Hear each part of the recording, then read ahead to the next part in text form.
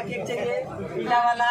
तो उसके लिए रिया बोली थी कि मुझको चॉकलेट वाला चाहिए, तो चॉकलेट वाला है। रिया रिया कहाँ गई? रिया तुम इधर आ जाओ।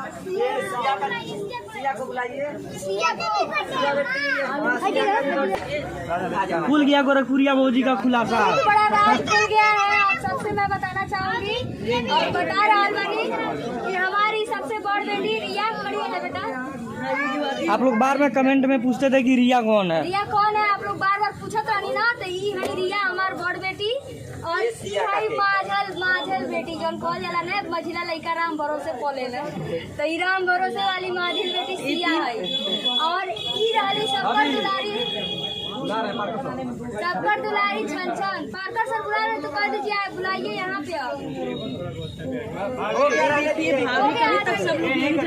जे कहत रहा 16 साल के भौजी, अब कहिया लोग की 32 साल के भौजी। नहीं भाभी, आज भी आप 16 साल की है, ये बात नहीं है। नहीं बड़ी कमेंट आवत रहा 16 साल के भौजी, तो आज हम देख रही क्या हमरे घर के नहीं बा कनी के सैनिक कम बाकी। हां बेटा